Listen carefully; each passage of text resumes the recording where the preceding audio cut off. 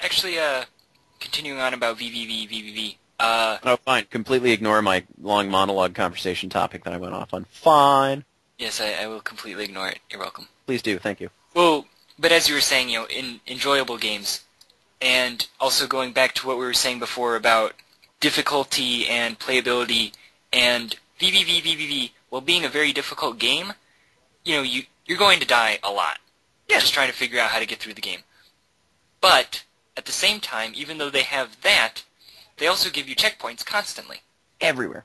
Yeah, so it's an interesting balance between Nintendo hard and having the ability to get 999 lives or whatever.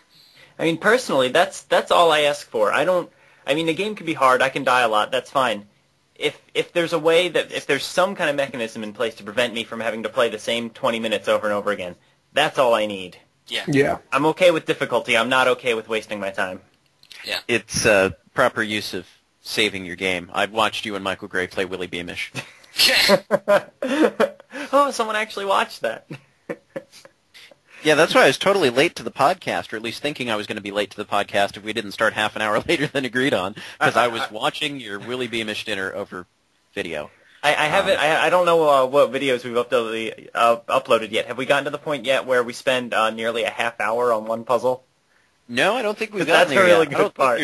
There's hardly been a great. puzzle to solve. We call Lizzo in for help. We check YouTube. We check game FAQs. But it took us a very long time to solve that. I don't know if the entire segment will remain intact once it gets out of Michael's cutting room. But sounds like a riveting. It's wonderful experience. If you ever want to watch a couple people play the same part of a video game for over a half hour, then my God, you should check out the GameCola YouTube channel. Nothing but quality. That's something I've noticed as the fake administrator of this YouTube channel. I keep noticing that people always play games that aren't entirely their style. That somehow people keep saying, oh, well, I've never really played this game before, or I don't know what I'm doing, or I don't really like this kind of game, but I'll play it anyhow. Like, what are we doing? We need to reshuffle the games that we're playing. It's still entertaining. It's just striking how nobody is an expert at what they're playing. I mean, personally, when I'm recording videos for YouTube, and it's been a while since I've done anything besides the co-op videos with Michael, I usually like picking something that I haven't played before, because I find that more entertaining for myself. I have a feeling that people who are big fans of this game, in particular my Earthbound walkthrough, don't always like watching someone just bumble through a game, but it's fun for me. It's more fun for me than trying to show off what little mad skills I have. I like that better. I'm a huge Earthbound fan. I played through it tons of times, but I liked watching your video better than someone who knows where everything is, because I know where everything is. I don't care about that. Oh, thank you. I thought it was more fun to watch yours. Thank you. A bumbler. Yeah, I guess that's an interesting point, is, you could only play through a game for the first time once. However... And everybody's going to have a different experience. Yeah, and so, watching somebody else also play it for the first time is kind of interesting. And we're just validating our terrible YouTube videos. I mean, really good YouTube videos that you should watch. So I'm just saying this because I've made some myself. Yeah, I'm just saying this because I'm planning on doing a Let's Play of a game I've never played before. Oh, so do you want to share what game? Really? The game I'm thinking right now is going to be Chowaniki. Yikes. Am I the only one who knows about that game? No, Christian? I know what it is. Alas. Alas, your life was ruined. The PlayStation 1 Chowaniki, because they had a sale on it on the PlayStation Network, so can't say no to that. They had a sale. Wow. They had a sale. They did. For PlayStation Plus members, half off. So I joined PlayStation clear out Plus. their digital inventory. Apparently. But for those that don't know, Chowaniki is a game. It's never said, but it's certainly heavily implied that the game is homosexual men flying through space, shooting laser beams through holes in the top of their head because they look like giant penises. I think I've heard of this game. Yeah, I'm sure I've mentioned it at some point. That description reminds Paul of the game. Yes. I recognize the game by the description. I don't know if it was a game or just a dream I had, but it sounds really familiar. Flying space penis man. When you see screenshots of a game where there's a big naked guy with lasers coming out of his head, it sticks with you. Christian, is this going to get our YouTube page shut down? I can. Well, actually, my wife actually spotted this in the very opening intro. There actually is two guys sitting there with their penises out. So I'm going to have to like blur that out or something. I think we do have a no penis rule on the. Yeah, I'm gonna have to. I didn't even realize it at first, but I'm gonna have to just blur that part out. So anyway, where were we? Is it time for a new topic? it might be.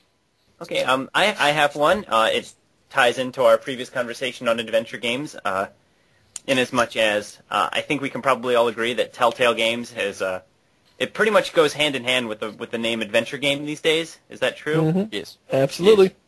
So anyway, that's my segue. All of The end. What Telltale Games does right now, basically all of their games are either episodic or episodic, depending on how you pronounce that word. Episodic. Is it episodic? Yes. No idea. If you're Minnesota or not. My question about episodic gaming is basically why? Why episode? I don't like it. I don't like it. Really? It's me crazy with Back to the Future, where I play a game that's like 2 hours long if you stretch it out, and then I have to wait another 6 weeks before I get to play the next 2 hours. It drives me nuts because when I get to the second game, I forget everything that happened in the first game. I don't like it. So why? I could tell you that. I mean, I'm sure there's like, you could philosophize about how like bringing out episodic content's more engaging maybe or something, but I bet you it comes down to if I can make the first chapter of a game and sell it to you before I'm done with the whole game, like the whole story, then I can continue to make the game, and it's a better business model than spending 2 or 3 years on a whole game and then it failing miserably and the whole studio shutting down. That's true. In theory, I can they're see able that. to learn from the feedback that they get for the next installment. In theory, although that but- usually doesn't seem to be But the case. apparently they already have it written and made. Yeah, I was going to say, specifically with Telltale, I haven't really seen that come to pass. I mean, it doesn't seem like there's any difference between the first game of Monkey Island and the fifth game. Anything they've really changed. And in fact, they kept all the things that everyone hates, like the controls. And in fact, they still do that. So. There's fundamental things like the controls that you couldn't really get away with changing. Oh yeah, well I mean you're not halfway going to change the engine game. halfway through the series. So. Right. But going from there to Back to the Future, for example, they should just read more GameCola, and then they get all the criticism they needed to change their control scheme. Perfect criticism. Yes, because I can't go an article talking about Telltale without mentioning it. One thing that's interesting about episodic games is length versus cost, I suppose. How much do you pay per episode? Whereas they could sell an extremely long game for $70, or they could cut it up into 8 parts at $10 each and make more money. Yeah. I mean, I'm not arguing that it doesn't seem like a good idea from a business perspective. I feel like developers tend to talk about this as though it's a great thing for consumers as well. Yeah. And I don't know. For me personally, I as I said, I strongly dislike it. I mean, like with the Sam and Max series previously, I just waited until they all came out and played them at once, and that's what I'm going to be doing with Back to the Future also after playing the first episode. Yeah, that is true. Here's another consideration. If you are constantly releasing content, you are constantly driving people back to your site to wait for the next thing, to talk about the next thing, to look for the next thing. And while you're in the middle of a game that you could have theoretically released a couple months ago and then had nothing in the meantime, you're still producing new content for that and then leaving hints that, oh, by the way, we're coming out with Jurassic Park or whatever game is next. Okay. So it keeps people engaged in your games as well, in your company, really. For me, I think it's I would just wait till everything's out, every episode, and then just like buy the boxed set kind of thing. That's always my perspective on that. I would do that too, but with all of the spoilers that GameCola has and the fact that I edit articles, I kind of need to stay on top of it. Because I'm very that's why it was a very tough decision for me to decide to play Back to the Future all in one chunk instead, because I want to read what people think about the games, but now I'm not gonna want to do that until they're all out, until I play them all, you know. And I think you're right about that too. But I think maybe episodic games could work, but they tend to apply it to the genres that they shouldn't be applying it to, like adventure games where story is very important. But like Sonic, I think actually makes a lot more sense as an episodic game, even though it sucked. It makes more sense as an episodic game because the story, who cares? You killed a bunch of robo-crabs to free the bunnies and kittens inside, and you got to the next level. There's not really much to remember. I think I agree with that. I think I would be much more open to the idea if it weren't such a story-based game.